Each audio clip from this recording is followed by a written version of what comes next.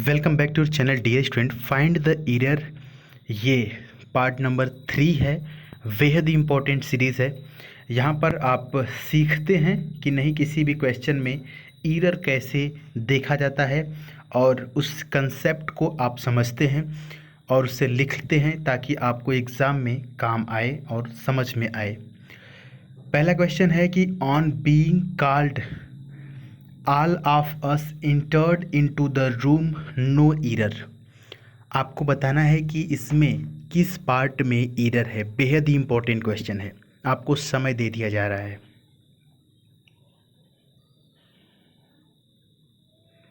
उम्मीद है कि आप अपना सही आंसर समझ चुके होंगे। अगर आपने सोचा कि सर सी ऑप्शन में गलती लग रही है तो बिल्कुल सही सोचा। देखिए, इंटर के बाद इनटू का प्रयोग नहीं होता है।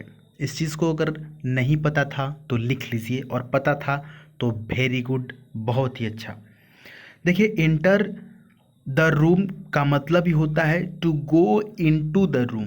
गो के साथ इनटू लगाएंगे, लेकिन इंटर के साथ इनटू नहीं लगाएंगे।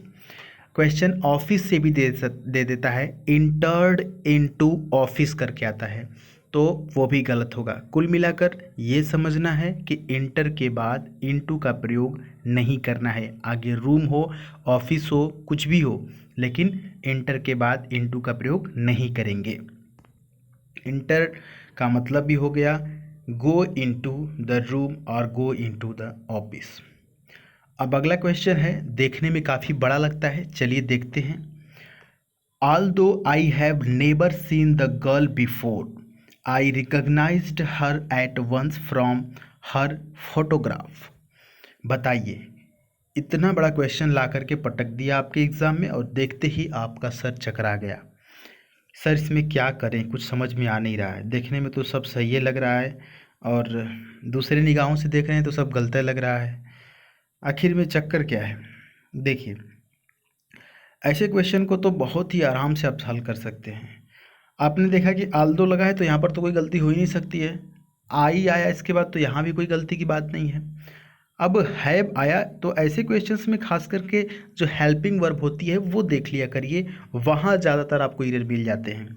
अगर आप हल्के में अगर क्वेश्चन को समझ पा रहे होंगे तो ये क्वेश्चन कहने की कोशिश कर रहा है।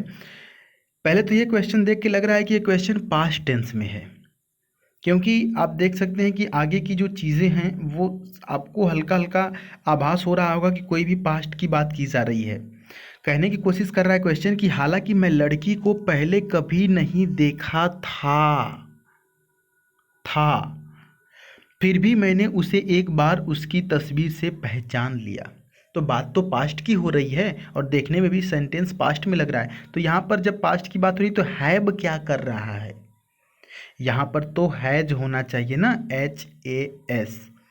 सॉरी, यहाँ पर हैड होगा ना, HAD, यानी कि हैड होगा, न कि हैव होगा। उम्मीद है कि आपको समझ में आएगा। Although I had HAD। अब आपको समझ में आ गया होगा, क्योंकि सेंटेंस जो है वो पास्ट टेंस में है और लिखने वाले ने भुला करके लिख दिया है और ये आपके लिए प्रॉब्लम हो गई। चलिए अब अगले क्वेश्चन की तरफ बढ़ते हैं। एरर में यही होता है ना, जो क्वेश्चन बनाने वाला होता है वो गलती से गलत लिख देता है और सुधारना आपको रहता है, यही है। अगला क्वेश्चन है कि the government offered him clerical job but he returned it over. अब देखिए, ये भी काफ़ी पेचीदा सवाल है, लिखने वाले ने बड़ी गलती कर दी। अब आपको सुधारना है, ये आपके जिम्मे काम है। क्वेश्चन काफ़ी बड़ा है, फ्रेजल वर्ब से है, क्या हो सकता है? देखिए, जब टर्न आए, टर्न ओवर, ये दोनों आया। टर्न ओवर का मतलब होता है उलटना। टर्न ओवर का मतलब क्या होता है? उलटना। एक उदाहरण देंगे तो आप बिल्कुल सही समझ पाएंगे। आप कभी भी एग्जाम देते होंगे या बहुत से आप नोटबुक खरीदते होंगे तो यहाँ पर इस कॉर्नर में आपको लिखा हुआ मिलता है PTO। PTO लिखा हुआ मिलता है ना, इसका मतलब होता है प्लीज टर्न ओवर, यही होता है turn over. Please turn over का मतलब होता है कि कृपया पन्ना उलटिए। जब मैं अपना ग्रेजुएशन का एग्ज़ाम देता था या कि फिर जो एकेडमिकल एग्ज़ाम था, तो जब मैं एग्ज़ाम देता था तो एग्ज़ाम के जो क्वेश्चन पेपर होते थे, आंसर शीट्स होता है, उस पे जब मैं लिखता था तो ज़्यादातर पेज के लास्ट में मैं ये शब्द लिख देता था, PTO, ताकि एग्जामिनर को पता चले कि नहीं भाई उधर भी कुछ लिखा हुआ है, प्लीज़ पलटिए। ये नहीं कि बस यहीं जांच के और यहीं से नंबर दे के आप चल दिए अपना काम बना के, आगे भी हम लिखे हैं उसको पलटिए, प्लीज़ टर्न ओवर। तो टर्न ओवर का मतलब होता है पलटना, लेकिन इस क्वेश्चन में क्या पलटने की बात हो रही है? नहीं हो रही है। बात ये है, सरकार ने उन्हें क्लरिकल जॉब ऑफर की, लेकिन उन्होंने पलट दिया? नहीं, उन्होंने अस्वीकार कर दिया। तो अस्वीकार कर दिया तो टर्न डाउन होगा, turn down, DOWN। Turn down का मतलब होता है अस्वीकार कर देना। तो इस फ्रेजल वर्ब को लिख लीजिए, टर्न ओवर लिख लीजिए, और उसके बाद टर्न ओवर के बाद लिख लीजिए उलटना, और नीचे लिख लीजिए टर्न डाउन। टर्न डाउन का मतलब होता है अस्वीकार कर लेना। देखिए यहाँ पर 5 ही क्वेश्चन हम बताते हैं और बहुत ही स्लो चलते हैं, बहुत ही स्लो चलते हैं। ये कमज़ोर बच्चों के लिए, अगर आपको ज़्यादा आता होगा या कि आपको बोरिंग लगता होगा तो आप इस सीरीज़ को मत देखा करिए, बाकी चीज़ें देख सकते हैं। अगले क्वेश्चन पर बढ़ने से पहले एक चीज़ और जानकारी देना चाहेंगे, अभी तक अगर आप हमारे दूसरे चैनल से नहीं जुड़े हुए तो जुड़ जाइए, क्योंकि वाई ग्रुप के कैंडिडेट्स के लिए और XY बोथ के लिए करंट अफेयर से संबंधित और जीके से संबंधित चीज़ें अपने दूसरे चैनल पे चल रही हैं, जिसका नाम है Sudhir Pandey vlogs. Comment box में जाएंगे तो पहला कमेंट वहीं से किया रहेगा, उसके माध्यम से आप वहां पर पहुंच सकते हैं, उस पर क्लिक करके। वहां पर इंडेक्स यानी सूचकांक से आधारित प्रश्न कराए जा रहे हैं, और इसके पहले योजना से संबंधित आधारित क्वेश्चन जो है कि कराए जा चुके हैं। बेहद इंपॉर्टेंट सीरीज चल रही है, जरूर जुड़िए वहां से। अगला क्वेश्चन आ चुका है आपके सामने, ही recommended my case with the superior. बताइए यहाँ पर क्या रीजन हो सकता है?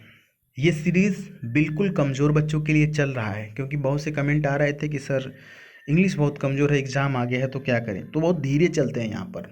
हो सकता है कि जो बच्चे तेज हो उनको बोरिंग लगे। जी हाँ, यहाँ पर ऑप्शन C सही हो जाएगा। देखिए, रिकमेंड, अब इस चीज़ को समझिए, स्लोली बताएंगे।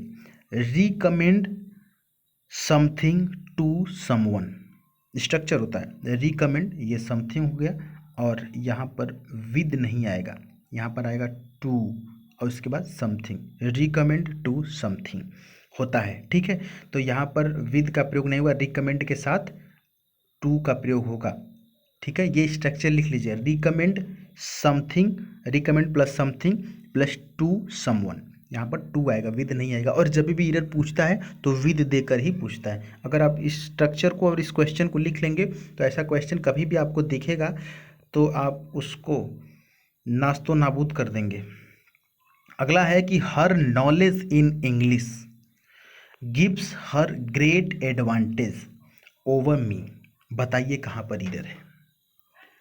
छोटा सा एरर है भाई साहब, क्वेश्चन बहुत ही दमदार है। चलिए ज़्यादा समय नहीं लेंगे, बता देते हैं। यहाँ पर ऑप्शन नंबर A में एरर है, और इन नहीं होगा, यहाँ पर होगा ऑफ। क्या होगा? Of, OF।